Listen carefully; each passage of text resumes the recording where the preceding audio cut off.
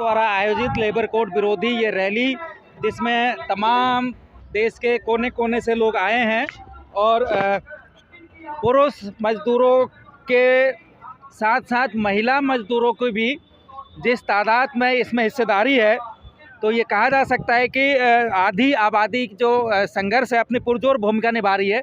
और इसी क्रम में हमारे साथ एक महिलाओं का ग्रुप जो हरियाणा के किसी खास जिले से है। कौन से जिले से हैं आप लोग? यमुनानगर से।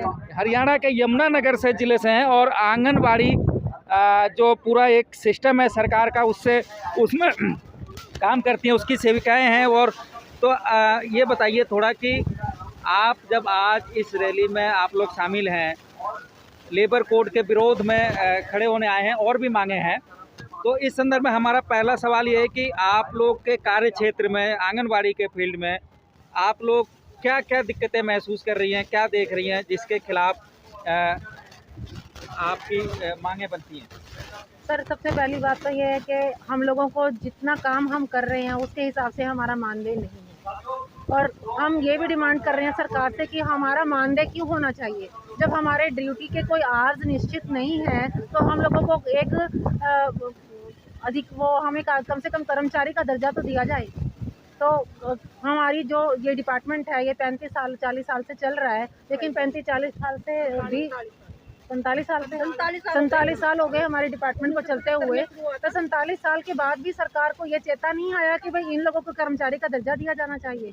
जब हम काम करते हैं तो हमसे डिफरेंट फील्ड्स के दूसरे विभागों के काम भी कराए जाते हैं कि ये काम तो आंगनवाड़ी वर्कर कर लेगी, ये काम आंगनवाड़ी वर्कर कर लेगी।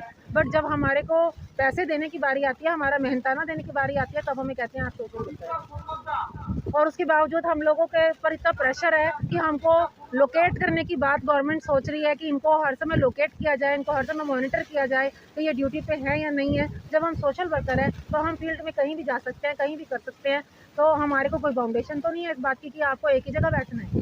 जब हम सोशल वर्कर है तो हमें तो फील्ड में भी काम करने जाना पड़ेगा। हम अपने आप की लोकेशन कब तक देते रहेंगे? जबकि मतलब जो एम्प्लॉयज़ हैं, हम ये कहते हैं कि हम काम करने के लिए भी मना नहीं करते। अब हमें लोकेट भी कीजिए, हमें कोई फ़र्क नहीं है, लेकिन हमें कर्मचारी का दर्जा तो दीजिए। अगर आप कर्मचारी का दर्जा नहीं दे रहे तो कम से कम हमें, जब तक आप नहीं दे पा रहे। अभी क्या मानदेय? हमारा मानदेय 10,000 रुपये पर मंथ है और 10 साल पूरे होने के बाद हमें 12,000 रुपये मिलते हैं, लेकिन वो भी हमें हमेशा रो के मिलते हैं। 3-3, 4-4 महीने के हमको मिलते नहीं। जब तक हम एजुकेशन नहीं करते तब तक हमारी मानदेय नहीं आता है। अच्छा, पिछले दिनों आप ऐसा कह रहे हैं कि आपके संस्थान को 47 सालों से वो कार्यरत है, लेकिन पिछले दिनों बड़ी चर्चा रही आंगनवाड़ियों का संघर्ष, चाहे वो फरीदाबाद जिला हो, चाहे वो दिल्ली का पूरा इलाका हो, अन्यत्र इलाकों में भी बड़ी संख्या में आंगनवाड़ी कर्मचारियों का संघर्ष सामने आया है। इस सारे संघर्ष से क्या कुछ हासिल हो पाया या क्या कहना चाहेंगे आप लोग? अभी कुछ हासिल नहीं हुआ है, क्योंकि सरकार अपनी जो वायदे हैं उन वायदों पर टिकी ही नहीं रहती। उनकी नोटिफिकेशन नहीं होती है। सिर्फ मुंह से कहे हुए जो बातें हैं वो बातें तो नहीं ना होती। जब तक लेटर नहीं निकलती तब तक हमें क्या मिला है? कुछ भी नहीं मिला। हम तो ये कहेंगे कि हमें कुछ भी नहीं मिला, क्योंकि किसी भी चीज़ का नोटिफिकेशन नहीं हुआ है। अभी जो दिल्ली में आंगनवाड़ियों के ऊपर उनको काफ़ी संख्या में, बड़ी संख्या में टर्मिनेट किया गया, वो उसका भी आंदोलन चल रहा है। उस आंदोलन को आप किस नज़र से देखते हैं? क्या समझते हैं? आंदोलन ठीक कर रहे हैं वो क्योंकि अपने हक की लड़ाई लड़ने का अधिकार हर एक किसी को है। ये सब उस सरकार में हो रहा है जो आम आदमी सरकार बोली जाती है, जो बसों में टिकट फ्री कर रही है, जो बिजली पानी फ्री दे रही है, लेकिन वो सरकार, इतना सब कुछ करने वाली सरकार, वो आंगनवाड़ियों पर क्यों नहीं मेहरबान हो रही है? क्या हमें ना सर, हमें फ्री का नहीं चाहिए कुछ भी, हमें अपना मेहनताना चाहिए। जो हम कर रहे हैं कम से कम सरकार उसका हमें मेहनताना दे, और हमें कुछ नहीं चाहिए। हमें फ्री का कुछ भी नहीं चाहिए, पानी फ्री का नहीं चाहिए हमारे को। लेकिन जब हम यहाँ पे लगे थे सर, बच्चे जो है नंगे घूमते थे, स्कूलों में बच्चे नहीं जाते थे, लड़का लड़की में भेदभाव किया जाता था, वो सारा भेदभाव हमने खत्म करा, हर बच्चे को स्कूल तक पहुँचाया। आज ये है कि घर में कोई बच्चा ऐसा नहीं मिलेगा जो घर में बैठा हो, हर बच्चा स्कूल में जाएगा।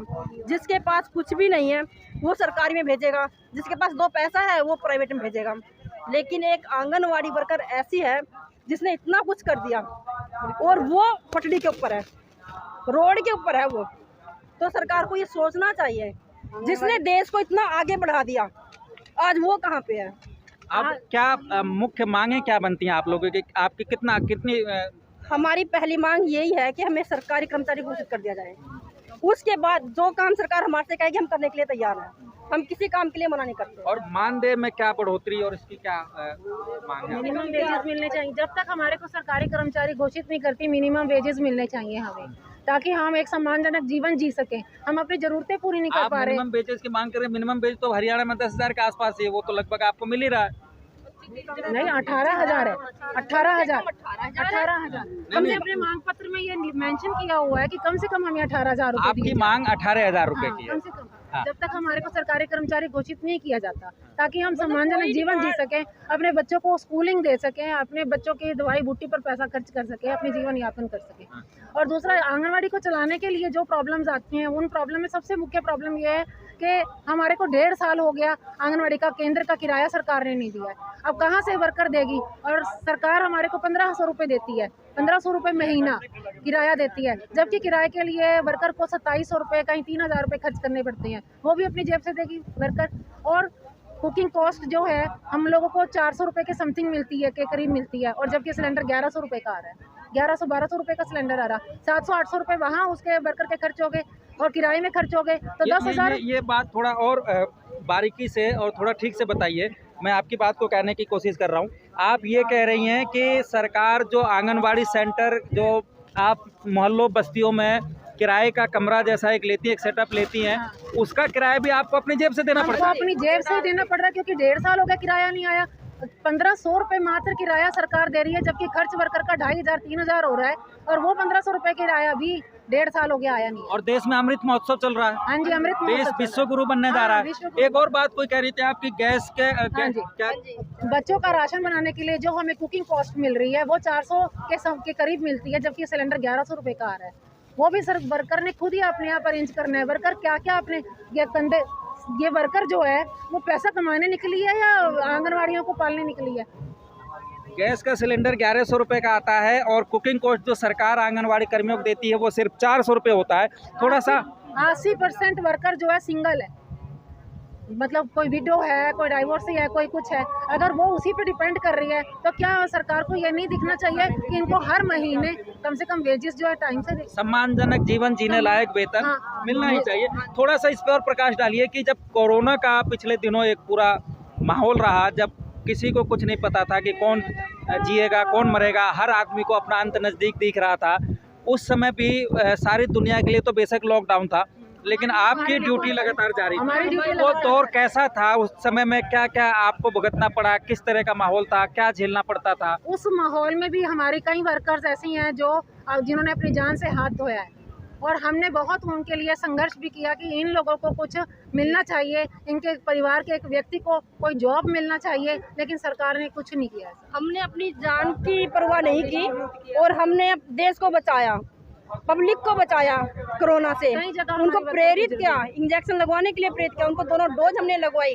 घर घर जाकर के हम प्रेरित करते थे, एक एक मतलब बंदे को हम बुलाते थे। मास्क के लिए हम सील करके उनको देते थे, भाई आपने मास्क नहीं लगाया, लो हम देते हैं आपको मास्क, ये लगाओ। ऐसी भी चर्चाएं रही कि आपको ही प्रोटेक्शन के कुछ साधन नहीं मिलते थे, ग्लव्स, मास्क? पैदल हम जाते थे, पैदल हम कुछ भी नहीं। मैं बता रही, हमने अपनी जान की परवाह ना करते हुए फिर हमने लोगों को बचाया, लेकिन सरकार के ऊपर, हमारे विभाग के ऊपर कोई क्वारंटाइन किए हुए मरीजों को खाना देने आप ही लोग जाते हैं? हम ही जाते थे, घर उसमें कोई पीपी किट वगैरह मिलता कुछ था? नहीं, कुछ भी नहीं मिलता, कुछ नहीं मिलता, कोई प्रोटेक्शन नहीं मिलती, सैनिटाइजर भी नहीं मिलता था। तो ये हालात हैं जो देश विश्व गुरु बनने जा रहा है, जो हिंदू राष्ट्र बनने जा रहा है, जिस देश में आज़ादी का अमृत महोत्सव मनाया जा रहा है, उस देश की महिलाएं ये बात कह रही हैं जो कि बहुत ग्रास रूट लेवल पर, बहुत ज़मीनी स्तर पर, जो बच्चों का और मोहल्लों के स्तर पे बच्चों के भरण पोषण, मातृ शिशु मृत्यु दर कम हो और कुपोषण से मुक्त हो, देश शिक्षा की तरफ बढ़े, जो बचपन है, उन सारे ज़मीनी स्तर पे जो काम कर रही हैं ये महिलाएं कर रही हैं। और ये बहुत मामूली से अपने सम्मानजनक वेतन के लिए उस जो पूरा क्रियाकलाप है, इनका जो कार्यक्रम है, उसमें अपने जेब से जो पैसे खर्च कर देती हैं, उसको भी पाने के लिए सरकार से लंबे समय से मांगे, संघर्ष, धरने, प्रदर्शन करने के बाद भी सरकारों के कान पे कोई जू नहीं रेंग रही है मैं सही कह रहा हूँ? बिल्कुल सही कह रहे हैं आप। और आपको बता दें कि माननीय प्रधानमंत्री जी ने हमारे 2018 में 1500 रुपए वर्कर के और 750 रुपए हेल्पर की मानदेय में वृद्धि करी थी, लेकिन हमें नहीं मिली।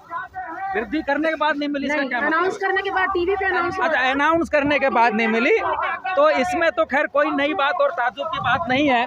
मोदी जी बहुत सारे अनाउंसमेंट ऐसे ही करते रहते हैं, तो इस पे मूर्ख वो आदमी है जो उनके अनाउंसमेंट की बात को मान लेता है। एक चीज़ और बताइए, जिस बस्ती में मैं भी रहता हूँ वहाँ पे भी आमतौर पे जो मोहल्ले की महिलाएं हैं, कई बार ऐसा होता है, मैं सिर्फ उससे आप अपनी समझ साफ करना चाहता हूँ कि कई बार मोहल्लों के आम महिलाएं ये कहती है कि आंगनवाड़ी जो कर्मी होती हैं वो हमें जो राशन देना चाहिए वो नहीं देती हैं, उसमें चोरी कर जाती हैं, घपला कर जाती हैं, बेईमानी कर जाती हैं। ये सब क्या होता है, कैसे होता है? ये सारा ऊपर से होता है। एक बैग में जो 15 किलो का बैग है उसमें 10-12 किलो आना, गेहूं का है 50 किलो की बोरी होती है उसमें 40 किलो आना, चावल की बोरी है उसमें 50 किलो होता है, जो 38 और 35 किलो के बीच में आता है। तो आप बताओ वर्कर कहाँ से खाएगी? वर्कर को तो इतना बदनाम कर दिया इस डिपार्टमेंट ने, जरूरत से ज्यादा अपने पास से लगाती रहे और बदनाम होती रहे, ये एक वर्कर का काम हो गया। आप कह रहे हैं कि आपके जो सीनियर अधिकारी हैं वो ही सब सारे घोटाले? देखिए, हम कुछ नहीं कह सकते इस विषय में।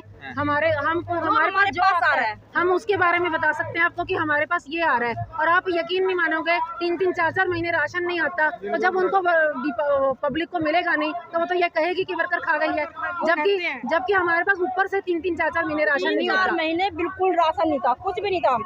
हम बच्चों को या तो हम ये कहते थे भाई अपने घर से फुल्का लेके आओ, वो हम उन बच्चों को खिलाते थे, या हम कुछ अपने पास से खरीद के बच्चों को देते थे।